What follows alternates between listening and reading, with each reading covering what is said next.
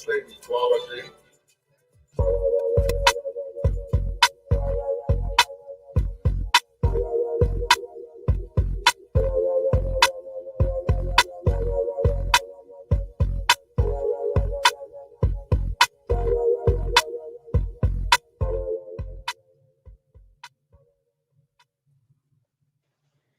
Good afternoon. My name is Rawle Andrews, and on behalf of the board and staff of the Thurgood Marshall Center Trust, our chair, Ms. Alfreda Davis, Esquire, and our president and CEO, Ms. Tommy Yearwood, I want to welcome you to our forum, Brown versus the Board of Education, with all deliberate speed. Today is the 67th anniversary of the landmark decision, Brown versus the Board of Education, perhaps one of the most, if not the most, significant Supreme Court decisions, not only in the United States, but potentially in the world. Although we've seen many gains over the past 67 some odd years in many fields of human endeavor, the work for the Brown framework and the Brown movement continues. In 2021, it is still possible for children of majority races and children of multicultural races and ethnicities to go to school, to be in the cafeteria, to be on the playground, and never once have an opportunity to see or interface with persons of other races and ethnicities. That means you can't share history, you cannot share culture, you cannot share tradition, and what that means is that you have an empathy gap. And the challenge for the empathy gap is the lack of empathy, which we see on display on and offline almost every day, turns strangers into competitors. The lack of empathy turns competitors into enemies.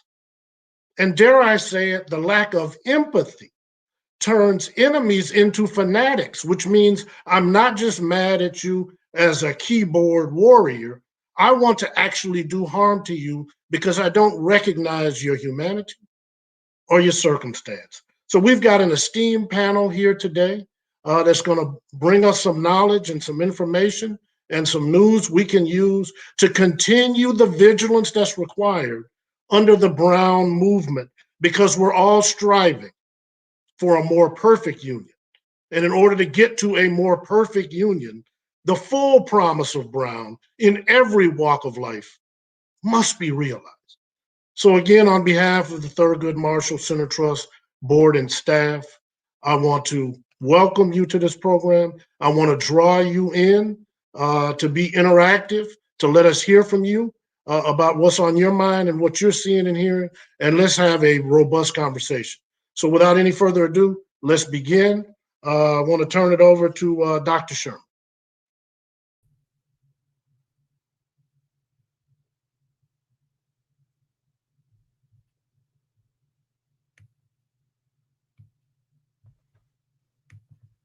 Good afternoon, Dr. Leon. Why don't you introduce yourself, and then we'll bring in Dr. Sherman and kick it off. Oh, well, good afternoon, everyone. I'm Wilmer Leon, a political scientist and also a nationally syndicated columnist with the Tri-Sydney Newswire and author of Politics Another Perspective and radio host, Sirius XM Channel 126 Urban View, Inside the Issues with Wilmer Leon. It airs Saturdays from 11 to 2 p.m. Eastern on Sirius XM Channel 126. Thank you, Dr. Leon. Dr. Sherman, welcome, welcome, welcome. Thank you. I'm so grateful to be here. I am Dr. Shantella Sherman. I am founder of the Acumen Group, where we also house Acumen Magazine. And we're basically a fusion of both history and journalism. It's a training institute, and we deal specifically with race, but we deal with it in a genetic way. So we talk about eugenics and the American eugenics movement, which predated Hitler, but goes directly to many of the themes and theories that surrounded the Brown decision. So I'm happy to be here. And I want to kick things off a little bit just to give you guys a bit of background.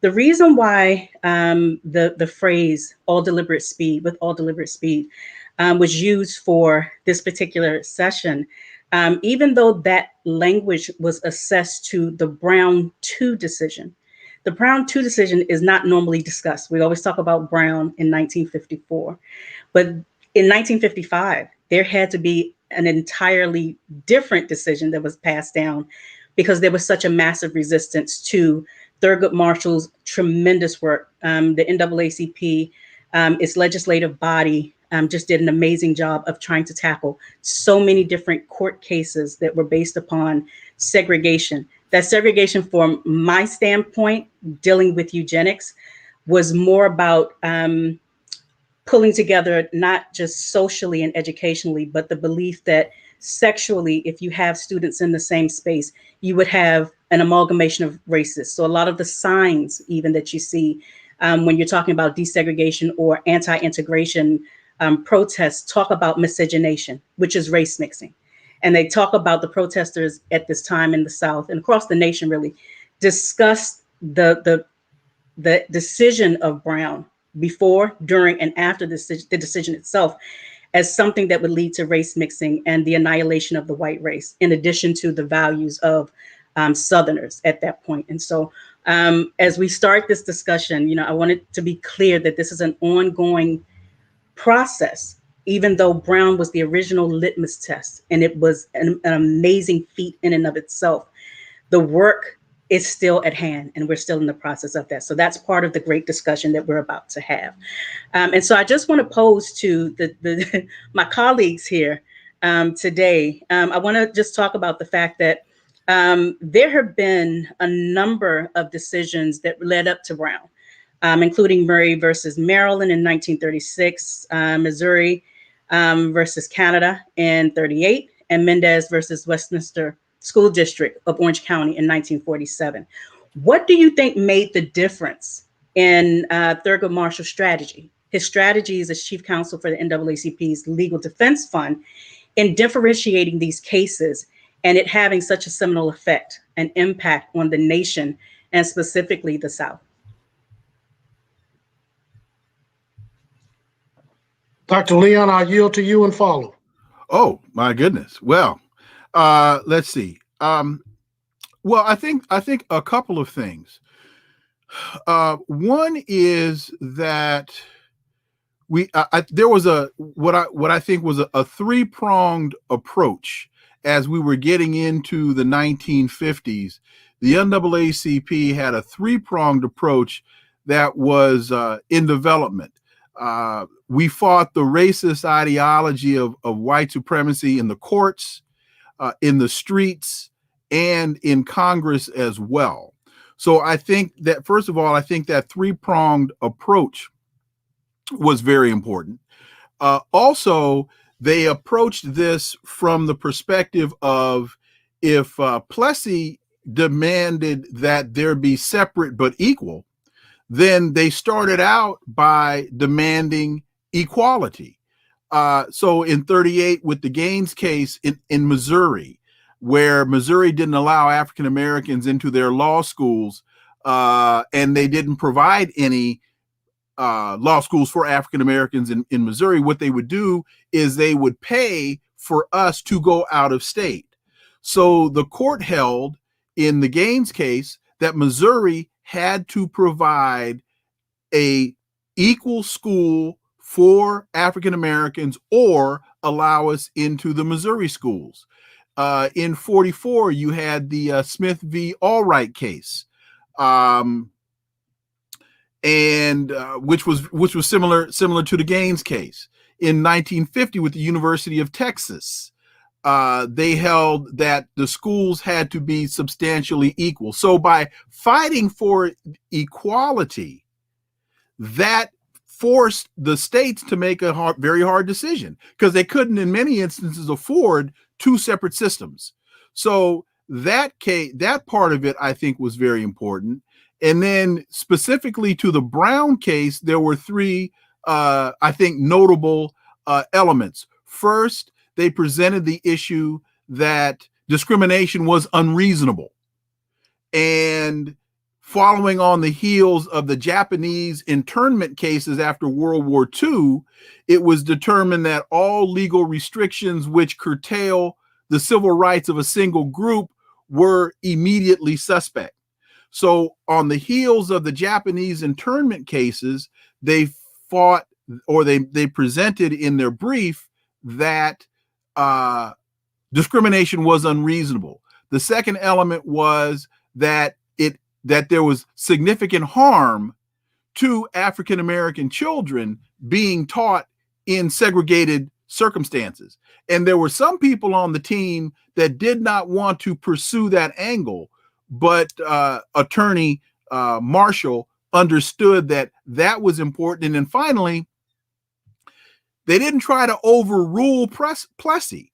What they did was they presented in their brief that Plessy was irrelevant because Plessy was a transportation case and these were education cases. And so I think those were some of the elements that made the approach unique. Yeah, absolutely, Dr. Leon. The other thing I will add quickly that you alluded to is that we talking about post-World War II, Cold War, and civil rights. And I think one of the undercurrents, you referred to the internment situation, there's a different ethos. People didn't change their minds overnight, but you had better, dare I say it, plaintiffs after World War II than you might have experienced in those law school cases before World War II. So you had America beating its chest in the 50s and 60s and saying, we are the best and the brightest. The other thing I think that was at play really was this whole notion of, if miscegenation is a problem, Dr. Sherman, and you're trying to integrate professional schools, even though many of these schools didn't admit women either, now you're talking about grown men being around. When you look at the Brown decision, now we've gone to the other end of the spectrum, a much younger segment of the population. So it might still be some risk of somebody sitting next to you on the playground, but not sitting next to you in the law library. That's true. That's why, again, I think that when you pull back many of the theories eugenically, what you start to find is, because that's the first thing I thought, if you're talking about 5 and 6-year-olds, this shouldn't be an issue. But the reality of it is, if you're talking eugenics and you're saying that genetically these children are diseased, these children are pathological, these children are animals, basically, it means that whatever it is that's in them or on them will just rub off on your good kids over here. Your clean, genetically sound children will somehow be in jeopardy. And so that's part of the, I want to say, psychosis of eugenics, where it doesn't have to make sense. It just has to hit to the heart and the emotions of the people who are touting it. Because again, most of the Klansmen and members of the Citizens Council were raping Black women, and they had mixed race kids that they never acknowledged. So if you were truly trying to sidestep miscegenation and you were concerned about mixed race children, you could have put the brakes on that a long time ago. Can I throw out 2 other things quickly? Sure. One was, we saw, I want to say, starting the 40s, that the court started to have some voting rights decisions that also impacted the sensibilities to race in the country. So they struck down the white primary, for example. And so the court was starting to show that there was some sensibility to racial equality, as limited as that might be. And another economic factor I think is important to look at here is that the United States was still in the process of moving away from an agrarian economy into an industrialized economy. And so the need for an educated workforce, I also think, contributed to this as well, particularly in the South. It was, you didn't have to teach people how to read in order for them to go out and pick beans and pick cotton and work in the fields. But as the demands for a more educated labor force factored into this as well. And I think that played into this. I think that played a role in this as well. Absolutely.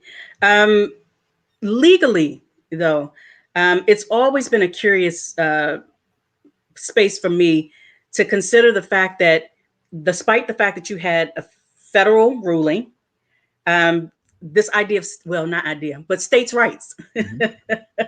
The fact that you could actually have from state to state and county to county different rules and laws that are set up to specifically not address or to sabotage, to throw down and just absolutely, sidestep integration in all ways, always kind of baffled me. As political scientists, how do you think that Thurgood Marshall addressed and assessed the fact that even if he got this ruling and it went over just fine, they won, that technically you would still have to deal with a states' rights issue? So I believe then Attorney Marshall fully prepared and expected a challenge. Again, Brown versus Board is super precedent today, Dr. Sherman, but you have to have a trial court decision, and an appellate court decision, and a Supreme Court willing to hear the case. So it's not like this was just something that was negotiated in a boardroom or something, appealed all the way up to the highest court in the land. And because of what happened in Murray versus Maryland, which you referred to in your opening remarks, in Murray in 1936, almost 20 years before, Maryland had taken the profound decision to invalidate racially segregated schools. But because it was a Maryland decision, it never was appealed to the Supreme Court, I think, so that there was no implication for federal law. What we see a lot of times in cases like Brown or in healthcare today, the Affordable Care Act, or even in the Voting Rights Act, and what happened in the Shelby versus Holder, is that you can make a constitutional argument that tries to dismantle that which was built by a framework. And so even though Brown 1 declared that separate but equal was unconstitutional under the 14th Amendment, it didn't give states any roadmap as to how to apply that ruling. It just said you have to do it. So part of the backlash, some states not only threatened to close schools beyond, a lot of barbary and abusive tactics, they actually did shut down some schools. It's like, okay, if we have to do that, then nobody's going to go to school then.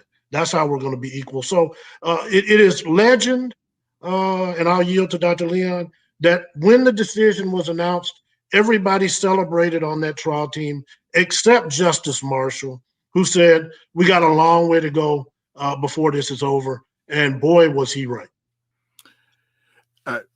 Absolutely. And the only thing that I think I can add to that is that folks really need to appreciate how Justice Marshall and the team, they were playing the long game. And they had a battle plan. And, starting with graduate schools, again, talking about the Gaines case, the University of Texas case, the McLaurin case in Oklahoma, dealing with separate classrooms and libraries and cafeterias and all of these types of facilities. They understood that they were going to have to win smaller battles in order to eventually win the bigger war. And that with the Constitution being the fundamental document and the primary law in the land, that once they got the victory through the Supreme Court, then they knew that the groundwork or the foundation had been laid that the states then had to follow, because the states, they can do what they want to do so long as they don't violate the Constitution. So by this incremental approach in Oklahoma and in Texas and in all these other states, they were able to lay a constitutional foundation that then the states wound up having to follow. But basically, I guess the issue is you cannot legislate consciousness. You cannot legislate right. Someone's way of life. And so again, I think that goes to the heart of it, because some of the tactics that I've read about, that I've researched. Well, wait a minute. To that point, that's why we are still fighting these fights today. Absolutely. Is because you can't legislate hearts and minds. You can't force people to move into areas, because a lot of our segregation is based upon housing patterns. So you can't force people to live together, even though you can legislate that you can't segregate intentionally or de jure. You can't force people to live next to each other, and so you can't legislate hearts and minds. Well, in fact, if you are redlining, that becomes something Right. you can't necessarily fight against anyway. And so I think that you're right. When we start talking again, the massive resistance that took place, that still takes place, I dare say. Can you tell me, did either of you just find legislatively any particular instances where you just felt like it was so outlandish and egregious? I note that one of the answers to trying to desegregate schools in certain areas, we talked about school closings. I didn't realize that in certain areas, my mother's home state of Mississippi, at one point, they shut down the schools for an entire 2 years. And again, when you're talking the long game, you actually said we would rather not have our own children educated at all than to have the schools integrated, and literally put locks on the gates, the doors, and everything else. And so when I started looking at that, people always say, it's Nina Simone, Mississippi, goddamn. But I think that was across the board. And so again, as political scientists, as attorneys, were there ever any instances when you look back at this case and you talk about resistance that really struck you The Commonwealth of Virginia. They shut down their schools, their public schools. They locked their school doors, and then they opened private schools so that the white students would be able to be educated in private school settings that were funded by different tax structures that they were able to put in place in order to fund the private schools.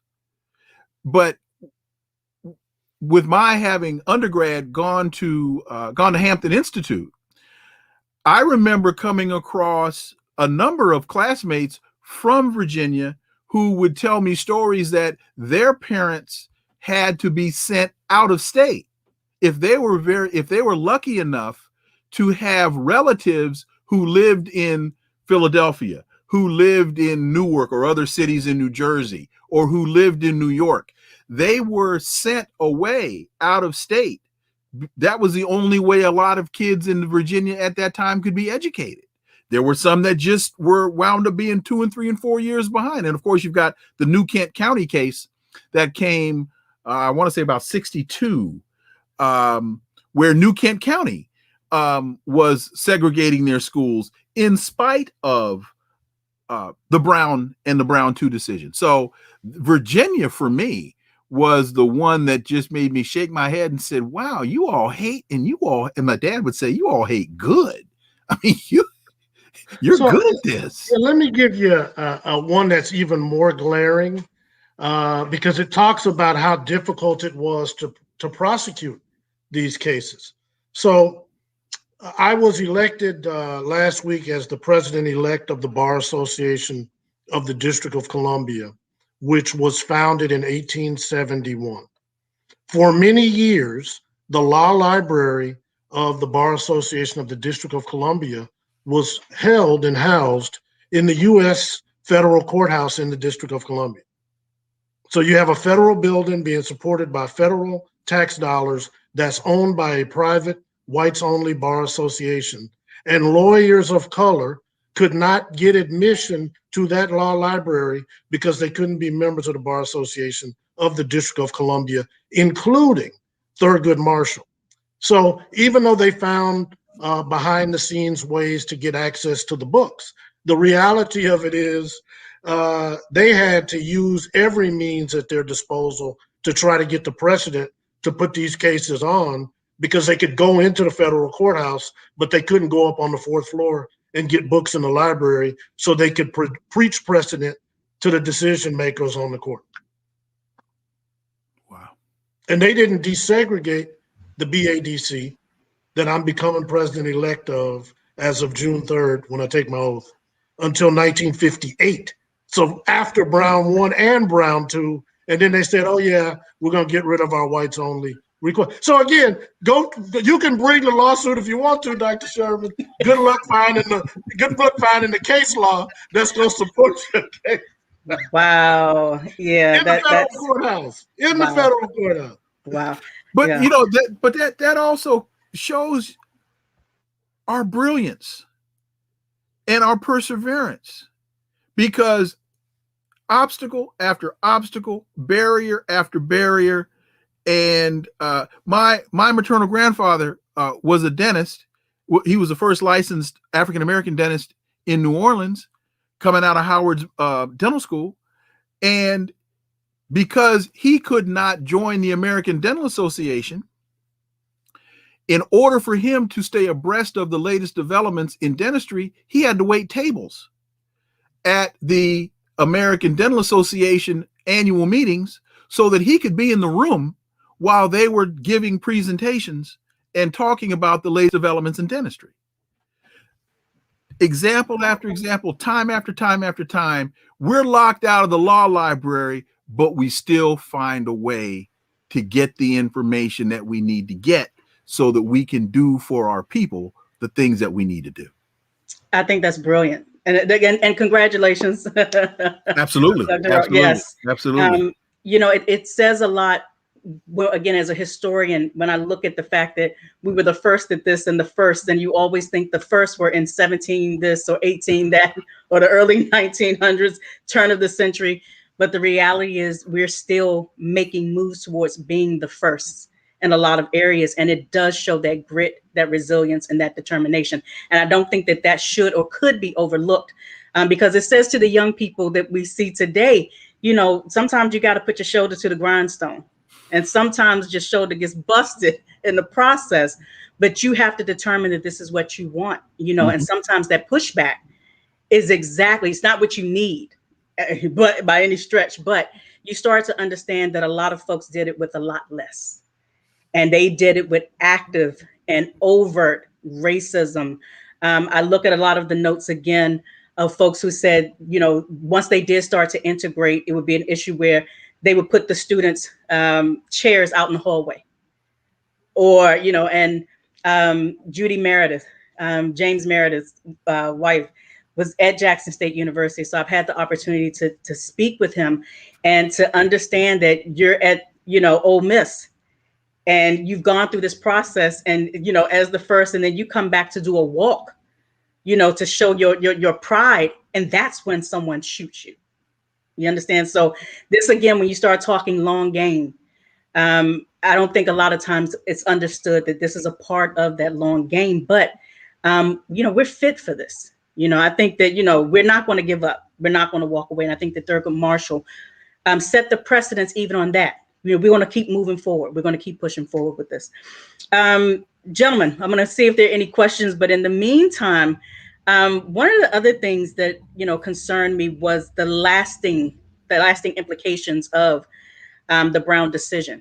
And so even though that's a rather broad question in the way that I'm phrasing it, I'm just curious, what are some of the things that just immediately, you know, when we start moving into the 60s and 70s and we start talking about things like busing, the idea of redlining, so that, again, there's another legal strategy that kind of comes to bear on how you can go to school, and like resegregation, there's a resegregating process. What are your thoughts on just the implications of school desegregation under that original Brown 1 and Brown 2 decision? Well, if I understand your question, I think that Brown decision became an impetus for so many of our parents, I would assume. For example, my parents migrated from Louisiana. They migrated west, and they got to California in the late 50s. And they found limited but opportunities.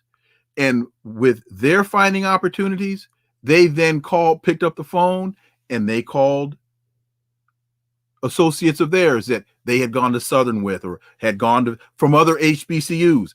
And they started these little networks of bringing people in, putting competent friends of theirs in places, and they called. And so I think it became the spark for not only educational opportunities, but also opportunities in state and local government, as well as in the private sector, because that's where you started, I think, finding the first individual to work for IBM, the first individual to work for Xerox, the first, and so that decision in education became an incredible impetus and spark for so many people to get positions in state and local government, as well as the private sector. I'm not sure if that was the question you were looking to go, but that's what I understood you to ask. Yeah, you're on point. Okay. Yeah, the only thing I would add is the power of Brown. There isn't a movement of disenfranchised residents in the United States that doesn't today benefit from the Brown framework. Disability, gay rights, immigration,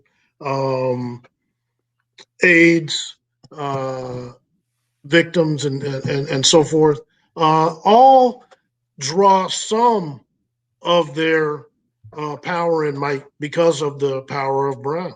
And I think, even though it was fought and continues to be fought about how much is enough, the reality of it is Brown has outlived its opponents, and the legacy of Brown is outliving today's opponents, that you cannot do anything. We just saw today that the Supreme Court has granted a petition to hear a challenge to Roe versus Wade. Mm-hmm. We don't know what's going to happen to that, but I'm sure there are people asking courts to look at Brown, or in some respects, some aspects of Brown, but because it's discretionary for the Supreme Court to hear cases, we never hear about them. So, the other anecdote, because I know you're a historian, Dr. Sherman.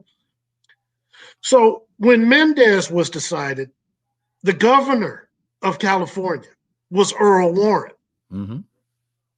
So 2 months after Mendez was decided, Earl Warren signed a law basically desegregating California schools.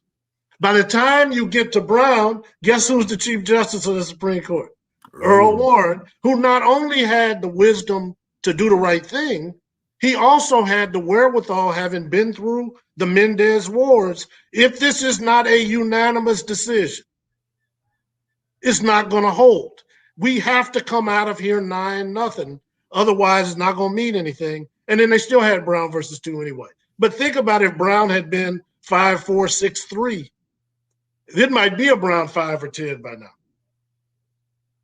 Do you think? And wait a minute, and a couple of things quickly, if I could. I'm glad you brought up Earl Warren, because Eisenhower, when the Brown case initially got to the court, Fred Vinson was the Chief Justice, and he put off the decision until the next year.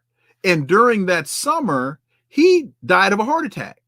And so that's how Earl Warren became, Eisenhower nominated him and he became the Chief Justice. Eisenhower had Warren over for dinner and told him that he wanted Warren to be sure that the case went the other way. And one of the things that Eisenhower said to Warren was, these folks that believe in segregation, they're really, really good, decent people. They just don't want their little girls sitting in classrooms with these big black brutes. But Warren persisted, got the court to go his way, and it was Felix Frankfurter who I believe said, I know this was the first time with this decision that I knew there was a God. So, I mean, this was a very, very, but the other thing I wanted to quickly point out was a lot of people see the Brown case based upon the Plessy case. But to me, you can't really look at the value of Brown without going all the way back to Dred Scott, where Taney said that slaves as well as free, we could never become citizens of the United States. So again, a lot of folks like to look at, because separate but equal came out of Plessy, but I think you got to go all the way back to Dred Scott to really appreciate the significance of this case. Absolutely. Dred Scott is where I start and where I stay when it comes to this. Primarily, again, it's Taney, but that language of subhuman and subspecies. Right. Exactly. Okay? And so again, if I can legislate and say that you are subhuman, then I can say that you don't deserve decent housing. I can say that you don't deserve to be in certain spaces where you can contaminate, you can, endanger the nation. And so when we start talking about nation building, this is at the core of it. And so you don't even have any basis to come to court. Well, exactly, because the whole thing is, again, you're using the new science of eugenics at this point. And so that's why I said that was a very eugenic language. It was the very eugenic statement. And so when you call someone subhuman, and then you have that 1854 decision setting the precedence for everything else that you're doing, including separate but equal, because you're now saying that even if it's voting, this animal doesn't have or should not have the same rights as a full human. Okay. And so we have to look back at that. I've had a number of people that tell me, oh, it's clear that, people understand that Black people are human at this point. And I always say the law tells me differently at this point. The Constitution, absolutely. And if you don't have the amendments to the Constitution, theoretically, Dred Scott is still a law of the land. I mean, nobody's ever gone in and said it's annulled and abrogated. They just changed the Constitution. Mm-hmm. But the beauty of the 14th Amendment, in my view, even though we talk about a lot of other amendments more often, the right to have rights is what the 14th Amendment is all about. And so, this whole notion of equal protection, one of the things that's unique before we go to questions is that you have those companion cases, in particular, the Bowling versus Sharp case in the District of Columbia, and so because the district now fighting for statehood is not a state, the 14th Amendment doesn't apply to the district. And so they did have to apply the 5th Amendment. But even that determination set off a lot of the firestorms that we saw, for example, in Virginia that Dr. Leon already talked about. Absolutely. Again, if you have to start with those early Supreme Court decisions and try and figure out exactly what was the mindset of the men. What was the mindset of these people who set this in motion to try and determine, again, as our legal system is developing and these new laws and these legislative spaces are developing, law societies and all of this, how are they constructing society as a whole? Why is it that, and I'm veer off, why is it that Black men fit the description? Because you're being hyper surveyed for a reason, because you're not a part of this human chain, you're a part of this subspecies. And because of that, anything that's going wrong, we need to look at you first. I'm sorry, Wilmer. Well, Dr. Sherman, I always go back to, and I decided I wasn't going to do that today, but I always go back to the Virginia slave codes of 1670, 1680, where they were faced with the question of, if you baptize a slave, what do you have? The answer, you got to baptize slave. What's the status of a child begotten between a relationship between a white man and an enslaved woman? You have an enslaved child. Can a master be convicted of murder for killing an enslaved individual? The answer, no, because no one in their right mind would destroy their own estate. So that, again, Dr. Sherman, you have heard me say ad nauseum, that's where my research says where we were first codified in colonial law as as subhuman. And so I think it's very important. And also it's important to understand why this decision was so important, because in education, if school desegregation was put in place to maintain a social construct, to maintain a social order, it's hard to teach children about the power of white supremacy if their friend sitting next to them is the very person that they're being taught to oppress. What do you mean little Johnny is not my friend? Simply because it's harder to maintain that social construct if you are teaching children in the same environment, because children being children will simply turn to each other because they like them, as opposed to because of the color of their skin. So maintaining that social construct was why these educational cases were so important. And it's brilliant. I'm glad that you brought that up, because again, Puritan law, those Puritan laws, those Christian laws, So-called Christian. Well, this is the thing. Again, if you get into some Christian folks and they start talking about different origins, when Black people were created by God, they were the beasts of the field. And it basically, you're talking about a different origin. So if you go with that logic, then people say, how could you be a Christian and believe this and then legislate for this? And half the church is out with the, no integration signs. It's because you believe to your core, even through your faith, that Black people are subhuman or animals or the beast of the field, quote unquote, as opposed to God's creation, the first men, first women ever on the planet. All of that gets wiped away. And so we have to be aware, again, socially, we're doing one thing, but in these educational institutions, in these spaces, this is still the language. 1600, yeah, it's still being taught 2021. All right. Well, they're fighting critical race theory. That's and you tell those so-called Christian people today, well, Jesus was a Palestinian Jew, and you want to watch their eyes spin in their heads. Oh my God, tell them that. And yeah. Okay. All right. Well, all right. And so I want to ask you, as we start to close in on these numbers, do you think it's time for Brown 3? Do you think that we need to look at this a little deeper, pick up the ball from the 1 and 2 decisions, and that there needs to be a concrete Brown 3 decision?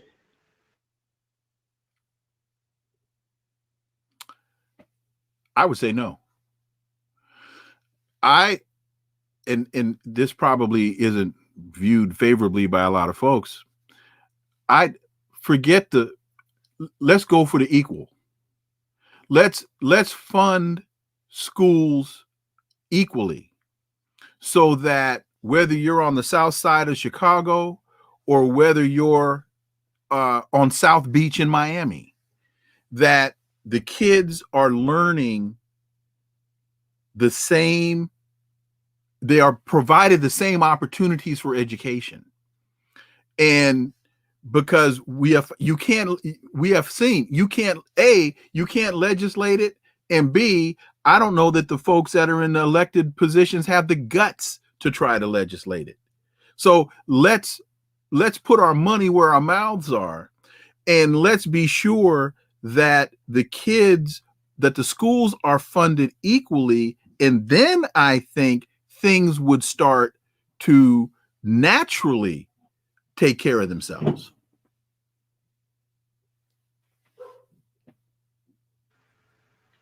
Yeah, I would agree, Dr. Leon. I don't believe we want to use the courts. I mean, there's 3 ways to get advocacy done. You got legislation, you got regulation, and you have litigation. Agitation. Yeah, well, you always got the streets. But I do believe the answer to all your questions, Dr. Sherman, is money. That in order to see the full promise of Brown, you actually have to pay up. And if we ever had any doubt about whether or not the money was available, we really have to look no further than to the federal response to COVID-19. Because they have found all the money Now, again, I'm not saying they'll never have to be accounted for, but they haven't found anything that they haven't seen fit to fund to get this thing started back, including amounts that some would have said, well, if you had just gave us a check for that, we would have been quiet a lot of time. we were talking billions. You're taking trillions to a whole nother level. And you know what, too? What I think is a perfect example of what we're talking about, HBCUs. And when you look at the percentages of the increase of non-African Americans that are enrolling in HBCUs, it's on the increase. Why? Because people are starting to see the value in those institutions, in our institutions. Absolutely. And so if it can work at the HBCU level, it can work at the high school and the grammar school. If you even call them grammar schools anymore, showing my age. They can work at the high school, middle school, and grammar school level. Fund the schools equally. And then a whole lot of people will start trying to cross district lines to get access to a quality program that may not be offered in their district. Sorry. You know, the other part of that, someone else just mentioned, I'm looking at the comments, HBCU funding. Mm-hmm. Because, you know, it wasn't too long ago, 1994, 95, the Ayers desegregation case out of Mississippi, where the federal money that was coming in, the state dollars that were coming in, literally you had the white schools being funded a particular way. And then you had the black schools who were owed money and are still owed money at this point, because that money we're not going to distribute it to them. And so there were certain pieces of the legislation which suggested perhaps the money needs to come straight from the federal government and go into the schools themselves, as opposed to having the states disperse them. But then we got into an issue once again of states' rights. And part of the decision with the Ayers desegregation case, though, did say that you need to have, I think it was 10% of the population of the school that's a minority population. Well, on a black campus, that means something other than black people. So that also has something to do with the numbers. But at the same time, you know, we weren't looking for that. It was like, can you just give me the money that you owe me without adding this particular condition to it? Because you still have a majority of black people there. And I think most of the students that are there right now in most of these HBCUs are reliant upon that federal aid, that money that's coming through. You had a similar case in Maryland with the funding of HBCUs in Maryland, and the governor decided that even though the plaintiffs won in court, the governor wasn't going to give them the money. He's a Republican. So, Dr. Sherman, do we have any questions that we need to take up? Yes, let's see. What Sandra Lamb is asking, what would Thurgood Marshall do now if he were here today? Or what would he say we should do to move forward? Thank you, Ms. Lamb. Gentlemen. Agitate, agitate, agitate. Organize, organize, organize. I believe that's because again, the three-pronged approach, activity in the street, Congress, as well as the courts. And we, I think, have kind of, because we don't think in that mindset, we tend to be disjointed, which then makes us dysfunctional. And so I think we need to get back to understanding the three-pronged approach and operate in, and I think he would be saying that we need to get back to that three-pronged approach that he was one of the prongs of to have greater impact. Yeah, and I believe we would be looking at a situation where Justice Marshall's having to navigate social media, where without a terminal degree, you can be an expert on anything in real time. And the funnel that I think they so wisely constructed, starting with Charles Hamilton Houston and working down to Thurgood Marshall and George E.C. Hayes and others, where, you know, you don't have, you know, we all know Rosa Parks wasn't the first person to not move, but you got to get the right plaintiff and make sure you're taking the right test cases so that you can increase your odds for success. But one of the things Justice Marshall said that has always stuck with me was his question about the quality of the intent of the wrongdoer, of the evildoer. And he says, what is the quality of the intent behind your words or your actions? And he's like, sometimes, even when it's quote unquote race neutral, your 10 ear shakes me to the core. Because when we intend to do good, it usually happens. But when we intend to do bad, it's going to happen. And it's always the quality of your intent that comes through, whether that's on or off social media. So I think, if we could figure out, if he could help us figure out, thank you, Ms. Lamb, how to funnel these cases and these disputes so that, again, we're not trying to wall off or screen off anybody, but I can tell you as a trial lawyer, bad cases make really bad law, and sometimes people are eager to seize onto weaker cases because they can do more damage because of the quality of their intent with a weaker case than if you had a strong legal team who was all funneling all their resources. And as Dr. Leon says, not disjointed, but really a powerful fist. Absolutely. I would, just to answer that, I think one of the things that Justice Marshall would push is just the average person, the everyday person, understanding how this country works, having some understanding of the legal system, so that that you don't have to be a great body of people, but you individually and independently need to act. A lot of times we're waiting for the leader to come forward so that we can follow. And what you saw with the civil rights movement, what you saw with Justice Marshall as Attorney Marshall, was that you had everyday average laywomen all over the nation who pulled together. And so don't let your voice, be unheard because you're waiting for a chorus to start. You need to start singing and have other folks join you. All right. What if Dr. King had waited for the next Dr. King? I see a question from Pierre Quincy Pullins. Charter schools and HBCUs are owed money. Should they be suing? Thank you, Mr. Pullins. Absolutely. In fact, again, in the HBCUs in Maryland, they did sue and they did win. I want to say it was $200 million, I think, that the HBCUs won in Maryland, and the governor said, I'm not paying it. And they then had to negotiate something like 95 to 100 million, something like that. But no, so yeah, you should sue.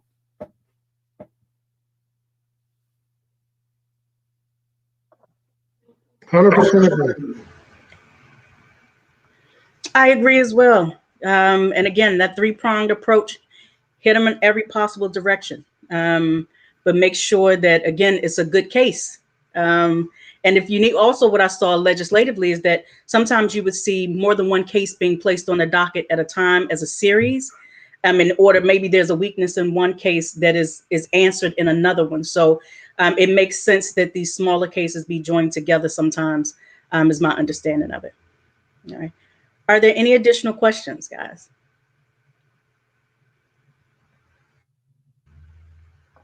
All right. Well, we're about at the 5-minute mark. So, gentlemen, are there any things that you want to close this discussion out with, just to leave us with some bits of wisdom?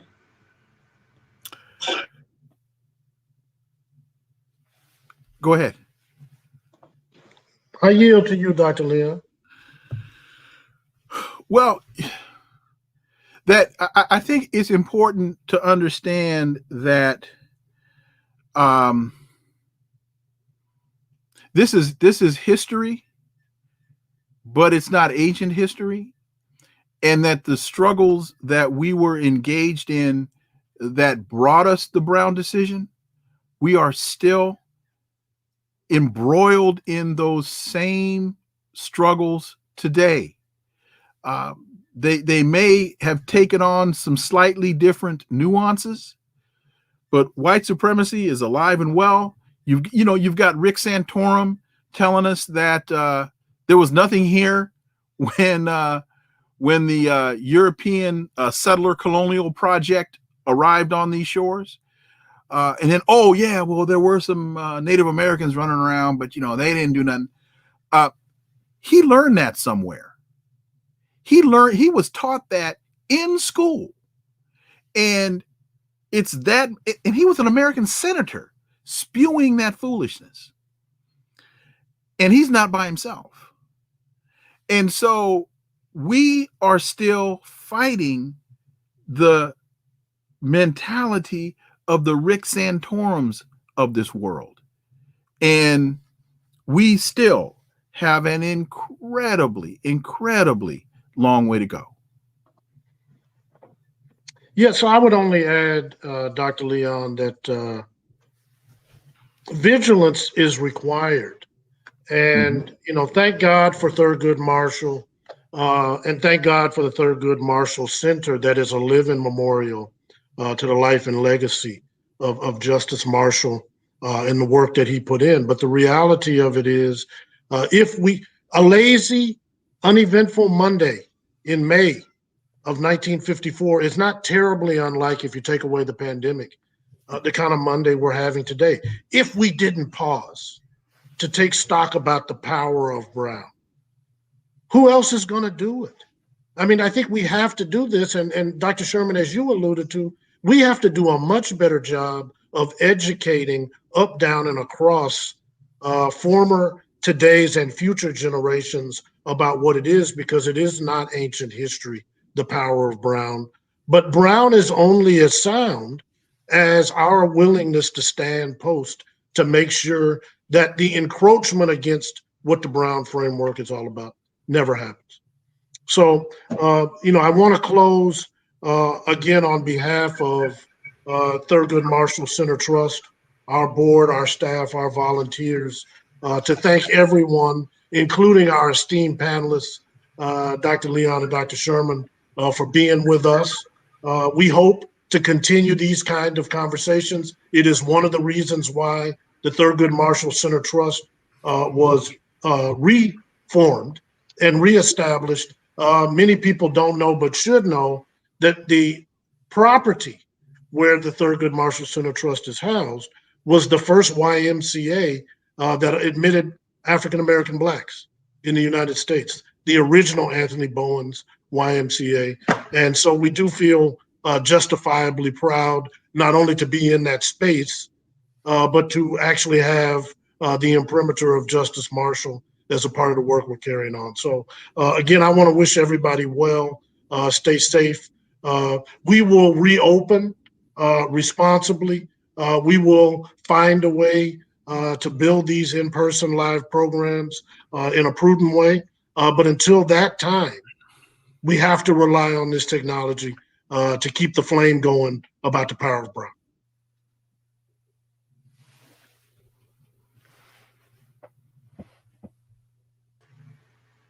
Thank you, gentlemen. I appreciate you guys being here. I'm super eager to see the responses that we're getting from this, and hopefully we'll be able to do this again very, very soon. Those of you who still have comments, you can still leave them in the chat, and we'll be able to answer them as we go through. Again, thank you so much, my trustful colleagues here. It's been a joy. It's been a pleasure. And I'm grateful and happy to be able to say happy anniversary. I don't have a drink in my hand, but the Brown decision has impacted all of our lives in a very, very positive way. And we look forward to engaging further with you guys so that we can make sure that we're moving forward and we don't lose any footing. All right. Good night. Good night. I guess. Thank you.